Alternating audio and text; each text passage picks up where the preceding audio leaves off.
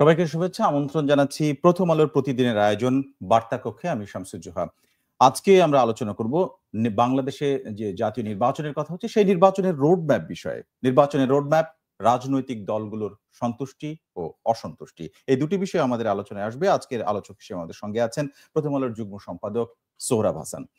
সোহরাব হাসান, আপনাকে স্বাগত জানাচ্ছি। ধন্যবাদ আপনাকে।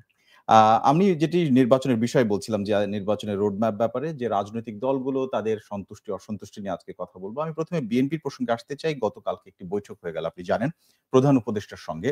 এই বৈঠকের পরেই তারা বলছেন, এই দলটি, যে এবছরের ডিসেম্বরের মধ্যেই তারা নির্বাচন চেয়েছে, রোডম্যাপ চেয়েছে। কিন্তু প্রধান উপদেষ্টার দিক থেকে সুস্পষ্ট দিন তারিখ উল্লেখ করেনি। তারা আগামী বছর অর্থাৎ ২০২৬-এর জুনের কথা বলা হয়েছে নির্বাচনের। আমার প্রশ্ন হচ্ছে, নির্বাচন প্রশ্নে দলীয়ভাবে বিএনপির অবস্থান এবং অন্তর্বর্তী সরকারের যে পার্থক্য, এটার কারণ কি? অন্তর্বর্তী সরকারের সঙ্গে বিএনপির বেশ কিছুদিন ধরেই নানা বিষয়ে কিন্তু এক ধরনের টানাপোড়েন আমরা লক্ষ্য করছি। আর সেটি কোনো উপদেষ্টার বক্তব্যে এসেছে, বিএনপির নেতাদের বক্তব্য এসেছে এবং তারা এক ধরনের সরকারের প্রতি চাপ দিয়ে আসছে যে নির্বাচনটি যত দ্রুত সম্ভব হওয়া উচিত। এর মধ্যে বিএনপির কোনো নেতার বক্তৃতায়, বিবৃতিতে এটাও মনে হয় যে সরকারের আন্তরিকতা বিষয়ে তাদের সন্দেহ সংশয় আছে। গতকাল বৈঠক, আ এই দূর থেকে কথা বলার চেয়ে একসঙ্গে আ বৈঠক হয়েছে এবং বিএনপির নেতারা তাদের বক্তব্য তুলে ধরেছেন। আ সরকারের পক্ষ থেকে উপদেষ্টারা কথা বলেছেন, প্রধান উপদেষ্টা বলেছেন। সুতরাং জি। এক ধরনের বৈঠক, আ এটা সফল বা নিষ্ফল তার চেয়েও গুরুত্বপূর্ণ বৈঠকটা হওয়া।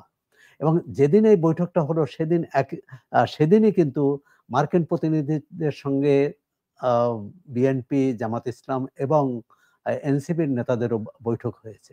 সেখানেও কিন্তু নির্বাচনের সময়টি আ উল্লেখ করা আলো হয়েছে। ও আলোচনায় এসেছে জি। এবং মার্কিন প্রতিনিধিরা জানতে চেয়েছেন নির্বাচনটি কবে হবে। নিশ্চয়ই সরকারের প্রতিনিধিদের সাথে তাদের যে বৈঠক হবে সেখানেও এই কথাটি জানতে চাইবে। সুতরাং এখন বিএনপি যে এই নির্বাচনটি এগিয়ে আনতে চায় এরকম একটা ধারণা আছে রাজনৈতিক মহলে। আমি মনে করি যে সেই ধারণাটা বোধহয় বিএনপির প্রতি একটু অবিচার করা হবে। কারণ একই দিনে কিন্তু জামাত ইসলামের আমির তিনিও বলেছেন যে তারা মনে করেন আগামী রোজার আগেই জি। নির্বাচন হওয়া উচিত। রোজার আগে মানে সেটা বড়জোর আ মধ্য ফে ফেব্রুয়ারি। আ মধ্য ফেব্রুয়ারি, কিন্তু রোজার শুরুর ৩ দিন আগেই তো নির্বাচন হতে পারে না। সেটা জি, ধরে নিতে পারেন জানুয়ারি। জি, এখন বিএনপি বলছে ডিসেম্বর, আর যদি আমরা ধরে নেই জামাত ইসলাম বলছে জানুয়ারি, তাহলে তো খুব পার্থক্য নয়। জি। আ এক্ষেত্রে বলব যে বিএনপি কূটনৈতিকভাবে এক ধরনের, রাজনৈতিকভাবে এক ধরনের, তারা কিন্তু তাদের পক্ষে জামাতকে নিতে পেরেছে। এতদিন জামাত ইসলামের সঙ্গে বিএনপির বেশ বিভিন্ন বিষয়ে টানাপোড়েন ছিল, পাল্টাপাল্টি জি। ছিল। এক দলের নেতা অন্য দলের বিরুদ্ধে অনেক কি বলে অভিযোগ করেছে। কেউ কারো ৭১ এর ভূমিকা নিয়ে প্রশ্ন করেছে, আবার কেউ দখলবাজি, মানে চাঁদাবাজি নিয়ে পাল্টাপাল্টি কথা রাজনৈতিক বলেছে। যে বক্তব্য সেটি আসছে। বক্তব্য হতে সেটা এসেছে। কিন্তু নির্বাচনের ব্যাপারে মনে হলো তারা খুব কাছাকাছি। আমার এখন আমরা জামাতের প্রসঙ্গে আমাদের প্রশ্ন রয়েছে। কিন্তু ঠিক কাছাকাছি আপনি জানবেন যে আমরা যে জায়গাটি আলাপ করছি সেখানে আইন উপদেষ্টার প্রসঙ্গটা আসতে পারে। কারণ গতকালকে তিনিও প্রেস কনফারেন্স কথা বলেছেন। তিনি যে বক্তব্যটা দিয়েছেন যে নির্বাচন কোনভাবে জুনের পরে যাবে না। আর বিএনপির পক্ষ থেকে চাওয়া হয়েছে ডিসেম্বর, এখানে মাঝে ৬ মাস। তিনি এও বলেছেন যে এটা পুরো জাতির প্রতি প্রধান উপদেষ্টার একটি অঙ্গীকার। এই কথাটি তিনি উল্লেখ করেছেন। এখন আমার কথা হচ্ছে যে এই ৬ মাসের ক্ষেত্রে বিএনপি অনড় অবস্থানে আছে। এইটাকে আপনি কতটা গুরুত্বপূর্ণ মনে করছেন? অনড় অবস্থানে এখনো কিন্তু বিএনপি তার তাৎক্ষণিক প্রতিক্রিয়া ব্যক্ত করেছে। এরপর তারা আবার স্থায়ী কমিটির বৈঠক করেই সিদ্ধান্ত নিবেন, মানে আনুষ্ঠানিক জি। সিদ্ধান্ত জানাবেন, অথবা বা তাদের পরবর্তী কি কর্মসূচি হবে বা কি ধাপ হবে সেটি তারা জানাবেন। আইন উপদেষ্টার বক্তব্যে এটি মনে হচ্ছে যে আইন উপদেষ্টার আ রাজনৈতিক দল বিএনপি সহ অন্যান্য দলের বা রাজনৈতিক মহলে যে এক ধরনের সংশয় সন্দেহ, সেটি কাটানোর জন্যই তিনি কথাটি বলেছেন যে জুনের পরে যাবে না। অর্থাৎ প্রধান উপদেষ্টার কথাই বলেছেন, কিন্তু একই সঙ্গে কথাটা বলছেন জুনের পরে নয়। অর্থাৎ জনগণকে বা বিএনপিকে আশ্বস্ত করতে চেয়েছেন যে আ এই সরকারের মেয়াদ খুব বেশি হলে আগামী বছর জুন পর্যন্ত।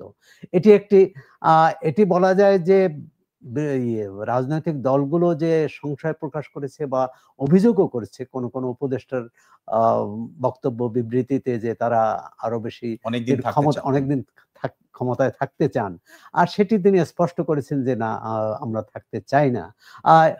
আইন উপদেষ্টার এই বক্তব্যের মধ্যে এটা পরিষ্কার করার চেষ্টা করেছেন, কিন্তু একই সঙ্গে বিএনপির যে দাবি যে কেন ডিসেম্বরে নয়, কেন জি, জুনে, জি। একটা তো অভিযোগ আছে, একটা যে সাধারণ ধারণা আছে যে জুনে তখন বৈরী আবহাওয়া, প্রতিকূল জি। আবহাওয়া, সে সময় নির্বাচন হওয়া কঠিন হবে। একেবারেই যে হয় নাই তা নয়। 1996 সালে কিন্তু জুন মাসে 12ই জুন নির্বাচন হয়েছিল। হয়েছিল। সেটা একটা বাধ্যবাধকতা ছিল। 15ই ফেব্রুয়ারি নির্বাচন বাতিল হয়ে যায়। আম আ গঠিত সংসদ মানে বাতিল হয়ে বিশেষ যায়। পরিস্থিতিতে বিশেষ বিষয়টি হয়েছিল। পরিস্থিতিতে। এখন এখানে তো বিশেষ পরিস্থিতি নেই। জি। সুতরাং আমি মনে করি যে অন্যান্য দলের সাথেও সরকার আলোচনা করবে, বা সরকার অন্যান্য দলের পক্ষ থেকেও সরকারের সঙ্গেও নিশ্চয়ই যোগাযোগ করবে। একই সঙ্গে জাতীয় ঐকমত্য কমিশনের সাথেও বৈঠক চলছে। জি। আজকেই বিএনপি নেতাদের সাথে জাতীয় ঐকমত্য কমিশন বসবে।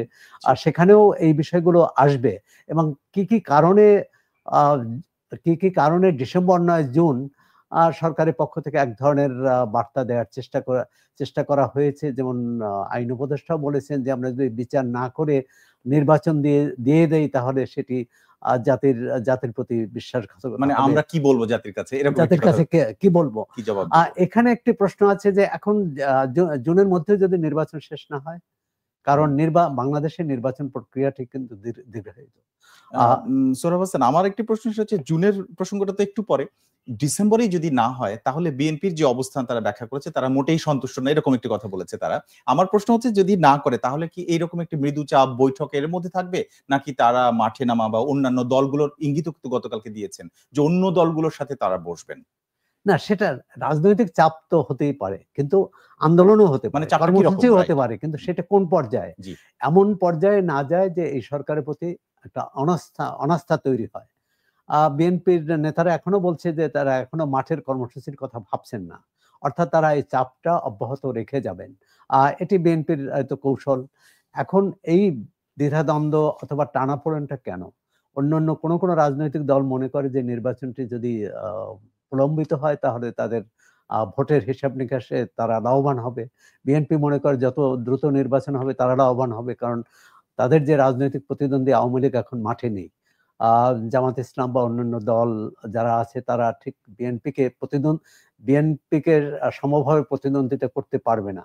সুতরাং বিএনপি আ অনেকটা বলা যায় তারা তাদের সুবিধাজনক অবস্থানে আছে হুম। ভোটের হিসেবে। ভোটের হিসেবে। হ্যাঁ, এখন এ কারণে আবার একটা ভয়ও আছে যে তাহলে অন্য দলগুলো দলগুলো। যদি ভিন্ন অবস্থান নেয়, কোন দলই যেমন এর আগে তো আমরা অনেক ধরনের নির্বাচন দেখেছি। বিনা ভোটে বয়কটের নির্বাচন বয়কটের নির্বাচন দেখেছি, বা বিনা ভোটের নির্বাচন জি। দেখেছি, বিনা প্রতিদ্বন্দ্বিতার নির্বাচন দেখেছি। আগামী যে নির্বাচনটি হবে আগামীতে, সেই নির্বাচনটিতে আমরা এভাবে দেখতে চাই না। আমরা চাই একটি সুষ্ঠু, শান্তিপূর্ণ, আ অবাধ, নিরপেক্ষ এবং অন্তর্ভুক্তিমূলক নির্বাচন। সব দল তাতে অংশ নেবে। কারণ ৩ টি নির্বাচন বিতর্কিত নির্বাচন হয়েছে আওয়ামী লীগ সরকারের আমলে, এবং সেই বিতর্কিত নির্বাচনেরই এক ধারাবাহিকতায় কিন্তু এই গণঅভ্যুত্থান হলো। হয়েছে। আওয়ামী লীগ সরকার আন্দোলনের মধ্য দিয়ে তার পতন জি, ঘটলো, বা তার বিদায় জি, নিতে বাধ্য হলো। জি। এখন এরকম একটা পরিস্থিতি তৈরি না হয়। আরেকটি বিএনপির যে অভিযোগ বিএনপির নেতাদের, যে কোন বিশেষ দলের প্রতি এই সরকারের কারো উপদেষ্টাদের, এমনকি প্রধান উপদেষ্টার কথা ওরা নাম উল্লেখ করেও তারা বলেছেন যে আ তিনি বলেছেন, "আমি ছাত্রদের বলেছি যে তারা দল করুক। তাদের যে এই গণ অভ্যুত্থানের যে আকাঙ্খা সেটা পূরণ করার জন্য নতুন দল জি। প্রয়োজন।" এক্ষেত্রে কিন্তু নৈতিকভাবে মনে হবে যে আ এই সরকারের সমর্থন আছে এই নতুন দলের প্রতি। আপনি কিন্তু তার এনসিপির কথা বলছেন। এনসিপির কথা বলছি। কার্যক্ষেত্রে কি এসেছে? আবার এর পাল্টা হচ্ছে যে এনসিপি থেকে বলা হচ্ছে যে বর্তমানে যে প্রশাসন, সেই প্রশাসন পুরোপুরি বিএনপির পক্ষে, বিএনপি দ্বারা প্রভাবিত। তাহলে এই যে পাল্টাপাল্টি বক্তব্যটা, এই প্রশ্নটা আমার কাছে ছিল। আপনি প্রসঙ্গত এরই মধ্যে তুলেছেন যে এনসিপি বলছে যে প্রশাসন বিএনপির পক্ষে। এইটা কি সাধারণ পারসেপশন এর জায়গা থেকে বিশ্বাসযোগ্য, বা এটা কি পাল্টাপাল্টি অভিযোগ করার জন্য করা মনে হচ্ছে আপনার কাছে?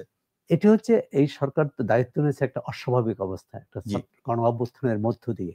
সুতরাং একটা নৈরাজ্যকর অবস্থা ছিল প্রশাসনে, শিক্ষাঙ্গনে এবং আইন শৃঙ্খলা রক্ষাকারী বাহিনীতে।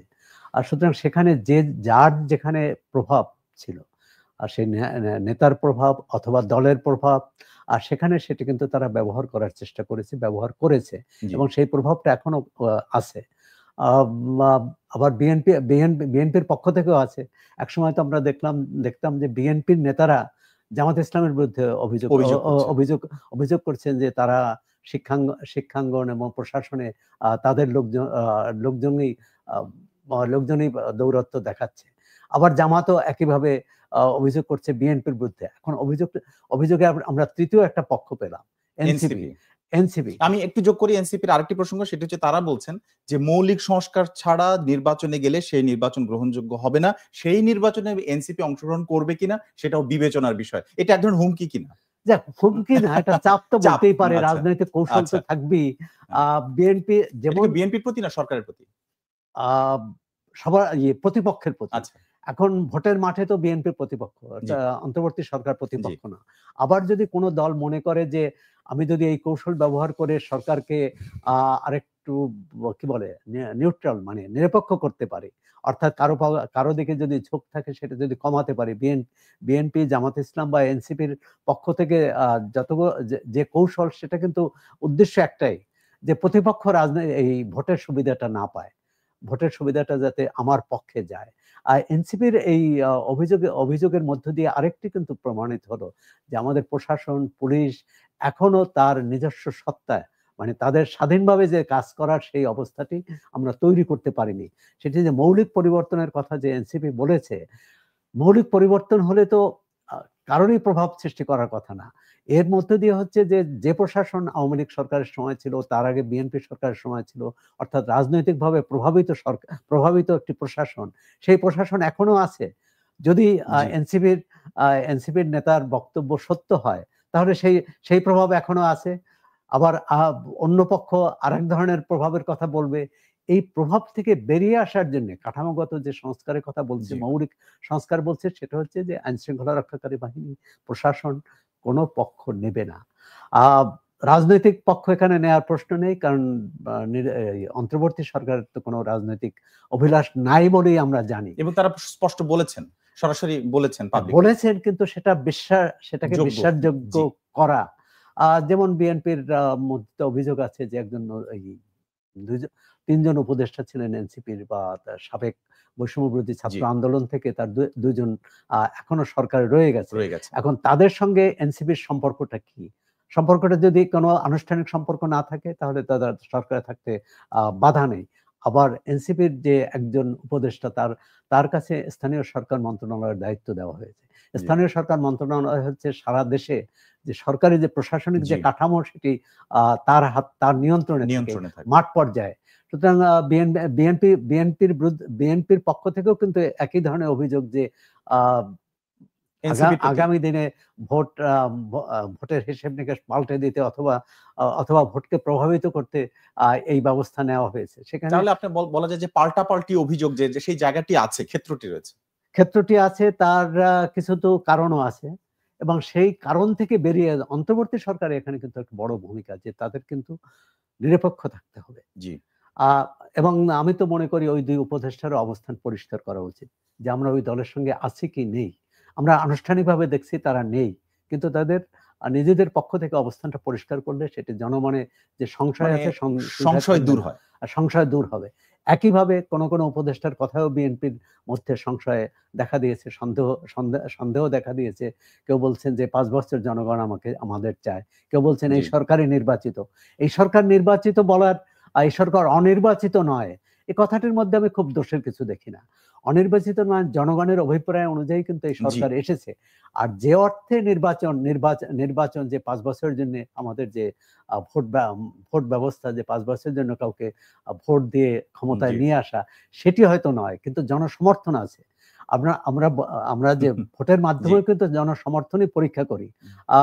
স্বরাষ্ট্র উপদেষ্টার বক্তব্যটাকে আপনি কিভাবে সদস্য আমাদেরকে আরো 5 বছর দেখতে চায় মানুষ, উনি কিন্তু পরবর্তী সময়ে ব্যাখ্যা দিয়েছেন এবং বলেছেন যে কথাটি আমার নয়, রাস্তার লোক, জনগণ বলেছে। কিন্তু রাস্তার লোক কিন্তু আরো অনেক কথা বলছেন।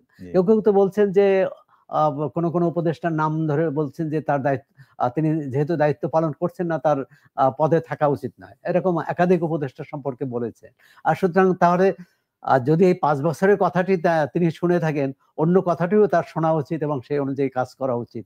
আমি মনে করি আমরা জি, জি শেষ করুন। না, আমি মনে করি যে উপদেষ্টাদের দায়িত্ব কিন্তু যে দায়িত্ব নিয়েছেন সেটা সুষ্ঠুভাবে পালন করাই হচ্ছে তাদের নিশ্চয়ই, প্রধান নিশ্চয়ই। কর্তব্য। আর সেটি যদি করেন তাহলে তো কোনো সমস্যা আমি নেই। একটু জামাতের প্রসঙ্গে আসতে চাই, যেটি আপনি তুলেছিলেন যে ২৬শে ফেব্রুয়ারির মাঝামাঝি সময়ের কথা বলেছেন। সেটি জানুয়ারি ধরলে বিএনপির সাথে খুব একটা সময়ের পার্থক্য হয় না। আমার প্রশ্ন হচ্ছে যে তারা কি আসলে সরকার এবং বিএনপির মাঝামাঝি জায়গায় একটা মধ্যপন্থার অবস্থান নিচ্ছে, নাকি তাদের আসলে রাজনৈতিক অন্য উদ্দেশ্য আছে বা পরবর্তীতে না, প্রকাশ পাবে? এখানে কোন লক্ষণ দেখেন কিনা? মধ্যপন্থার বিষয় না। আ আমার মনে হয় যে জামাতের মধ্যেও এই সংশয়টা আছে। বিএনপি যে সংশয়টা প্রকাশ্যে বলছে, সে কারণে তারা কাছাকাছি আসা, অর্থাৎ অরাজনৈতিক সরকার বেশিদিন ক্ষমতায় না থাকে। তারা অর্থাৎ প্রকাশ্যে রাজনৈতিক বলছেন না কেন প্রক্রিয়াটা তাহলে? প্রকাশ্যে বলছে না, এটাই একটা হচ্ছে যে রাজনৈতিক মহলে কথা আছে যে জামাতের আমির আ বিএনপি চেয়ারপারসনের সাথে দেখা করার পরেই কিন্তু তাদের কাছ থেকে এই বক্তব্যটা আসলো। সেক্ষেত্রে তাদের মধ্যে যে দূরত্ব ছিল, সেই দূরত্ব দূর হতে দূর হয়েছে এটাও অনেকে মনে করেন। জি। এখন এটা পরবর্তীকালে এটা বোঝা যাবে যে তারা সত্যি তাদের রাজনৈতিক অবস্থান পরিবর্তন হয়েছে কিনা। আবার বিএনপির পক্ষ থেকেও বিএনপিও কিন্তু অনেকবার বলেছে যে জামাত একটি রাজনৈতিক দল, তাদের সাথে আমাদের মত পথের পার্থক্য থাকতে পারে। কিন্তু আমরা তো তাদের সঙ্গে আলোচনা করি, একসঙ্গে আন্দোলন করেছি, সরকারও পরিচালনা করেছি। ভবিষ্যতে কি হবে সেটা জনগণ ঠিক করবে। সুতরাং তারাও যে জামাতকে কোনোভাবেই গ্রহণ করবে না, এবং গণতন্ত্রে একেবারে বিপরীত মতের মানুষের সাথেও কিন্তু কথা বলতে হয়। জি। তাকে জানতে হয়। জানাশোনা এবং এই বৈঠক, এমনকি সরকারের সঙ্গে যে বৈঠক হয়েছে, যত আলোচনা হবে তত কিন্তু সংশয় সন্দেহ দূর হবে। বৈঠকের কথা আপনি শুরুতেই বলেছেন যে বৈঠক হলে আসলে কথাবার্তা হয়, তার মধ্যে দিয়ে একটা সমাধানে যাওয়া যায়। আমরা একেবারে শেষের দিকে এবারের প্রশ্নটা আসলে বিএনপি যেটা দিয়ে আলোচনা শুরু করেছিলাম। বিএনপির মির্জা ফখরুল ইসলাম আলমগীর তিনি যে কথাটি বলেছেন, আমাদের কাট অফ টাইম হচ্ছে ডিসেম্বর, অর্থাৎ ডিসেম্বর 25, এই বছরের ডিসেম্বর। এই সময় যদি নির্বাচন না হয় তাহলে দেশের রাজনৈতিক, সামাজিক, অর্থনৈতিক নানা দিকের কথা তিনি বলেছেন। এক ধরনের অস্থিরতা তৈরি হতে পারে এবং সেটা ক্রমে খারাপের দিকে যাবে। বিএনপির মতো একটি দলের আ দলীয় নেতা, এত বড় একজন নেতা, তার কাছ থেকে এরকম একটি বক্তব্য আপনার কাছে মনে হয় কি যে এটাই অন্তর্বর্তী সরকারের জন্য এক না ধরনের বি আ থ্রেট বা না থ্রেট আদায় করার থ্রেট ঠিক বলবো না। যে বিএনপির মহাসচিব মির্জা ফখরুল ইসলাম আলমগীর অভিজ্ঞ রাজনীতিক, জি, এবং আ পোড় খাওয়া রাজনীতিক, জেল-জুলুম সহ্য করা রাজনীতিক। সুতরাং তার যে দেশের আর্থ-সামাজিক, রাজনৈতিক পরিস্থিতি সম্পর্কে তার তো একটা মূল্যায়ন থাকবে। একটা নিশ্চয়ই। দলীয় মূল্যায়ন আছে, ব্যক্তিগত মূল্যায়ন আছে। সেক্ষেত্রে কি হতে পারে?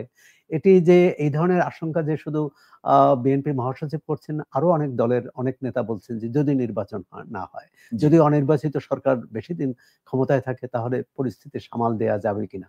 রোজার আগে যে পরিস্থিতি তৈরি হয়েছিল সেখানে কিন্তু এই প্রশ্নটা নানা এসেছিল। মহল থেকে হুম, এসেছিল। আমরা সংবাদ জি। মাধ্যমেও বিশ্লেষকরা বলেছেন, কলম লেখকরা বলেছেন। এখন পরিস্থিতির সামনে কি আসবে? আমরা তো রোজার পর আবার দেখলাম যে একটা বড় আমরা অর্থনৈতিক সংকটের দিকে যাচ্ছি।